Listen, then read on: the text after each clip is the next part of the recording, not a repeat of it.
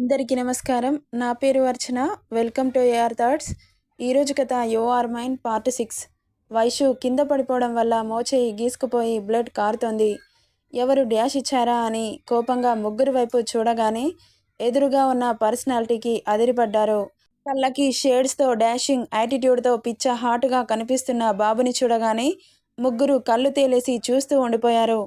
బాబు యాటిట్యూడ్గా shades తీసి షర్టుకు పెట్టుకుంటూ స్టైల్గా బైక్ దిగి స్టాండ్ వేసి ఒక కాల్ బైక్ మీద పెట్టి చేతులని కాలు మీద పెట్టి ఆమెని యాటిట్యూడ్గా చూస్తూ, ఏంటి నన్నే కొడతావే, ది గ్రేట్ రిషేంద్ర వర్మనే అంటూ ఆమె దగ్గరికి వచ్చి, అయ్యో దెబ్బ తగిలిందా, అచ్చచ్చో అని డ్రామాటిక్గా అంటూ, వర్కింగ్ అవర్స్లో ఇలా బయట తిరుగుతున్నారేంటి అంటున్న రిషి మాటలకి విసుగ్గా చూసి తల పక్కకు తిప్పేసింది వైషు.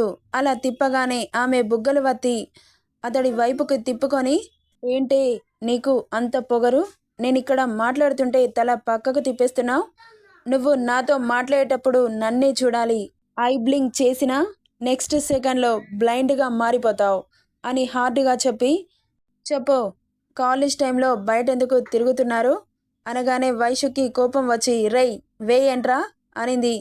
ఆమె మాటలకి అతడి దవడ బిగుసుకొని ఆమె బుగ్గలు వత్తిపట్టి, ఏంటి నన్నే రా అంటావా అంటూ గట్టిగా నొక్కుతుంటే, నువ్వు వే అంటే ఏం లేదు కానీ నేను రా అంటే వచ్చిందా అనింది. అతడి చేతిని విడిపించుకోవడానికి ట్రై చేస్తూ ఇంకా పట్టు బిగిస్తున్నాడు. అతను అలా బిగుస్తుంటే నొప్పితో కళ్ళల్లో నీళ్లు ఉబుకుతున్నాయి వైషుకి. నీలో ఈ ధైర్యం ఉంది చూసావు, నాకస్సలు నచ్చట్లేదు. నా ముందు ఏ ఒక్కరూ ఇలా ధైర్యం చేసి మాట్లాడలేదు, నువ్వు తప్ప. ఎందుకో తెలుసా, నేనంటే ఏంటో ఈ సిటీ మొత్తం తెలుసు కాబట్టి. అలాంటిది నిన్నగాక మొన్న వచ్చి, అది కూడా పల్లెటూరు నుండి వచ్చి, నా మీదే, ది గ్రేట్ రిషి మీదే చెయ్యి చేసుకోవడానికి ఎంత ధైర్యమే. అయినా నా ముందు పొగరుగా మాట్లాడుతున్నావు. నీ ఫ్యూచర్ నాకు బాగా అర్థమవుతోంది. నువ్వు చదువుకోవడానికి వచ్చావా, ఎలా చదువుతావో నేను చూస్తాను. ఇక లేచి క్లాస్కి వెళ్ళమ్మా అన్నాడు సర్కాస్టింగ్గా నవ్వుతూ. అతను అలా అంటుంటే భయంతో చెమటలు పట్టేశాయి వైష్ణవికి. ఏంటి భయపడుతున్నావా? నో బేబీ, దీనికే భయపడితే ఎలా? నా ట్రీట్మెంట్ ఇంకా స్టార్టే చేయలేదు. ఇది జస్ట్ శాంపిల్ మాత్రమే, అసలు కథ ముందుంది అంటూ అక్కడి నుండి లేచి స్టైల్గా షర్టుకున్న గాగుల్స్ తీసి కళ్ళకు పెట్టుకుంటూ బైక్ స్టార్ట్ చేసి తల కిందికేసిన వాళ్ళ ముగ్గురిని చూసి చిటిక వేశాడు. ఏంటి అన్నట్లు తలెత్తి చూశారు. నువ్విప్పుడు హాస్టల్కి ఎలా వెళ్తావో నేను చూస్తాను అని కన్నింగా చెప్పి అక్కడి నుండి వెళ్ళిపోయాడు రిషి. ఇక కింద పడ్డ వైషుని మెల్లగా లేపి, అసలేం చేస్తున్నాడే, నాకేం అర్థం కావట్లేదు అని భయపడుతున్న దాత్రిని చూసి, నువ్వాపవే, వీడు ఏది చెబితే అది చేయాలా నా వైషు మాటలకి, అమ్మ తల్లి నువ్వింకా ప్రాబ్లంని కాంప్లికేట్ చేయకో. ఇప్పుడు వాడు చెప్పినట్లు మనం క్లాస్కి వెళ్ళలేదనుకో, మళ్ళీ ఏం ఉపద్రవం ముంచుకొస్తుందో తెలీదు. మనం ఇక్కడ ఒంటరిగా ఉన్న ఆడవాళ్ళం, కాస్త ప్రిన్సిపల్ సార్ చెప్పినట్లు జాగ్రత్తగా ఉందాం అనగానే అప్పుడు గుర్తొస్తుంది ప్రిన్సిపల్ చెప్పిన మాటలు. వచ్చామా చదువుకున్నామా వెళ్ళామా అన్నట్లు ఉండాలి కానీ. ఇక అక్కడి నుండి సరాసరి క్లాస్కి వెళ్ళారు ముగ్గురు. లెక్చరర్ క్లాస్ చెబుతూ కనిపించాడు. ఒక్కసారిగా షాక్ అయ్యారు. అప్పటి వరకు క్లాస్లోనే ఉన్న వాళ్ళు ఒక్క లెక్చరర్ కూడా రాలేదు. అలాంటిది వాళ్ళు బయటకు వెళ్ళగానే లెక్చరర్ క్లాస్కి ఎప్పుడు వచ్చాడు అని ఆలోచించుకుంటూనే, మే ఐ కమిన్ సార్ అనగానే వాళ్ళ ముగ్గురు వైపు చూసి కమ్ అన్నాడు. ఇక లోపలికి వెళ్ళి వాళ్ళ ప్లేస్లలో కూర్చొని బయట జరిగిన ఇష్యూని పక్కకు పెట్టి సార్ క్లాస్ చెబుతుంటే కాన్సన్ట్రేట్తో వింటున్నారు. క్లాస్ కూడా సీరియస్గా సాగుతోంది. ఇక అప్పుడు వచ్చాడో ప్యూన్. ఇక్కడ వైష్ణవి ఎవరు అనగానే అంతమందిలో పేరు పెట్టి పిలవగానే భయంగా లేచి నిలుచుంది వైషు. మిమ్మల్ని ప్రిన్సిపల్ సార్ పిలుస్తున్నారమ్మా అనగానే, సారా ఇప్పటి వరకు లేరు కదా, ఇంతలో ఎప్పుడొచ్చారు అనుకుంటూ లెక్చరర్ వెళ్ళమని చెప్పగానే అక్కడి నుండి ఆఫీస్ రూమ్కి వెళ్ళింది వైషు. ఇక పర్మిషన్ తీసుకొని లోపలికి వెళ్ళి ప్రిన్సిపల్ ముందు కూర్చుంది. చెప్పండి సార్, పిలిచారంట. నువ్వు ఏ అధికారంతో క్లాస్కి వెళ్ళావు వైష్ణవి అన్నాడు ప్రిన్సిపల్. అదేంటి సార్, నేను డిగ్రీ పాస్ అయిన సర్టిఫికేట్స్ మీ చేతిలో పెట్టాను కదా అంటున్న వైషు మాటలకి ప్రిన్సిపల్కి లోపల బాధేస్తున్నా చెప్పక తప్పట్లేదు. ఎవరో స్ట్రేంజ్లా, అసలు ఎవరమ్మా నువ్వు, సర్టిఫికేట్స్ ఎవరికిచ్చావు అన్నాడు ఏం తెలియనట్లు. అతడి మాటలకి ఒక్కసారిగా మైండ్ అంతా బ్లాంక్ అయింది వైష్ణవికి. అదేంటి సార్, మేము ఇప్పుడే కదా వచ్చాం, మీకు ఇప్పుడే నా సర్టిఫికేట్స్ మీ చేతిలో పెట్టాను, నాతో పాటు నా ఫ్రెండ్స్ కూడా వచ్చారు, అలా మాట్లాడతారేంటి? ఏమో అమ్మా, నీ ఫ్రెండ్స్ సర్టిఫికేట్స్ ఉన్నాయి చూడండి, నీ సర్టిఫికేట్స్ ఇక్కడ కనిపించట్లేదు అనగానే ఒక్కసారిగా కాళ్ళ కింద భూమి కంపించినట్లయింది. మీరేం మాట్లాడుతున్నారు అర్థమవుతుందా సార్? నా సర్టిఫికేట్స్ చూసి నాకు కంగ్రాట్స్ కూడా చెప్పారు. నువ్వు సరిగ్గానే ఉన్నావా అమ్మా? బుర్ర కాని చెడిందా? నాకు సర్టిఫికేట్స్ ఎప్పుడిచ్చావు అన్నాడు మళ్ళీ. అతను అలా మాట్లాడుతున్నంతసేపు లోపల చాలా బాధపడుతున్నాడు. అమాయకమైన అమ్మాయి ఇప్పుడు అతని చేతిలో చిక్కినందుకు. ఇక వెంటనే అతడి ఆఫీస్లో ఉన్న లైన్ మోగుతుంటే లిఫ్ట్ చేశాడు ప్రిన్సిపల్. అటువైపు నుండి ఏం చెప్పారో ఏంటో కానీ మొబైల్ వైషు చేతిలో పెట్టి మాట్లాడు అన్నాడు.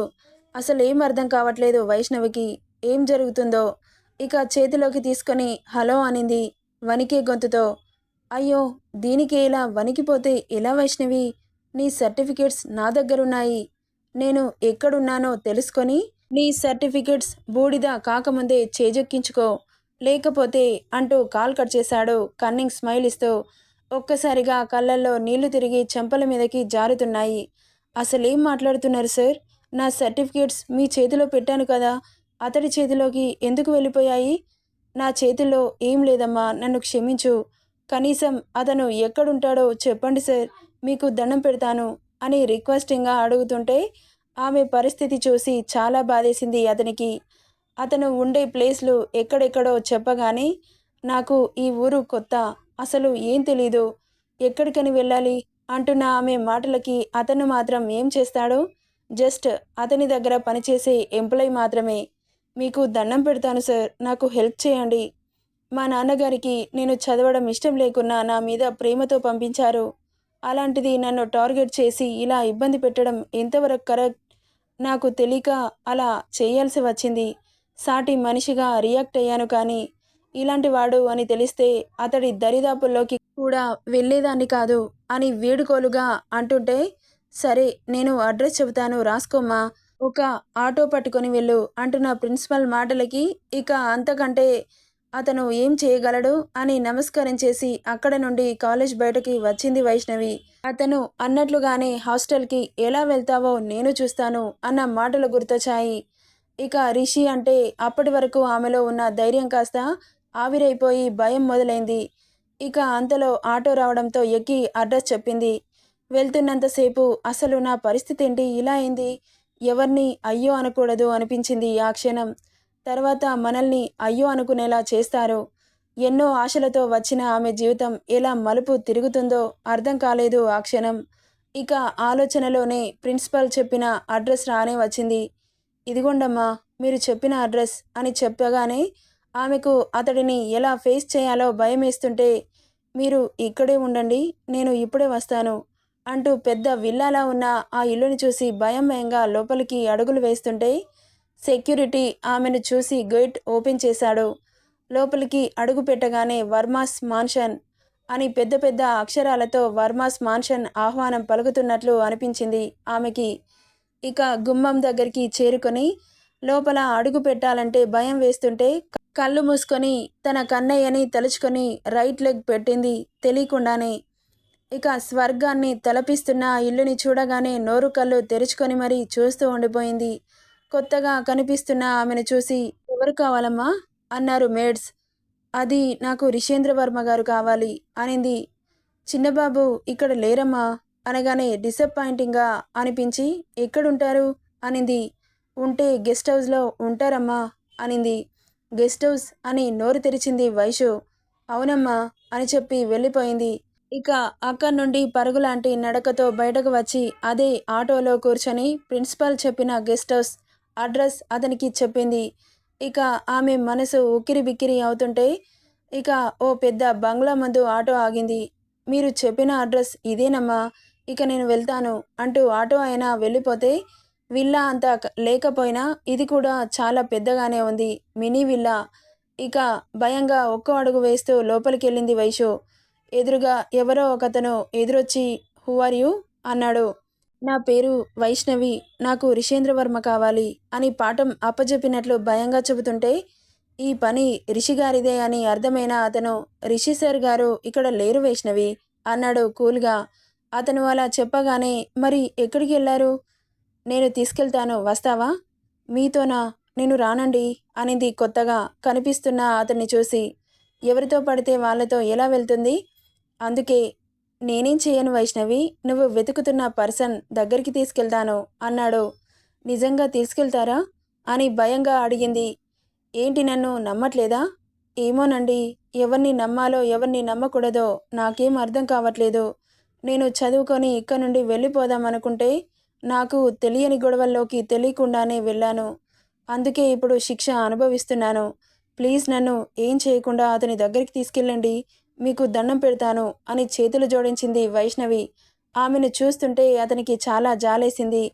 నువ్వేం టెన్షన్ పడకు వైష్ణవి, నేను వాడి దగ్గరికి తీసుకెళ్తాను. రిషి నా ఫ్రెండే అంటూ ఆమెను తీసుకుని కారులో బయలుదేరాడు. రిషి ఫ్రెండ్ రోహిత్. ఇక ఆమెను చూస్తుంటే చాలా బాధేసింది అతనికి. డోంట్ వర్రీ వైష్ణవి, నువ్వేం టెన్షన్ పడాల్సిన అవసరం లేదు, నేను సేఫ్గానే తీసుకెళ్తాను అంటున్న ఆమె టెన్షన్ రిషిని ఎలా ఫేస్ చేయాలో అర్థం కాక అలా చెమటలు పట్టేస్తున్నాయి. ఇక ఆమె ఎదురు చూస్తున్న గమ్యం రానే వచ్చింది. నెక్స్ట్ ఏం జరుగుతుందో నెక్స్ట్ పార్ట్లో చూద్దాం. ఈ స్టోరీ ఎలా ఉందో కామెంట్ చేయండి friends. Thank you for listening.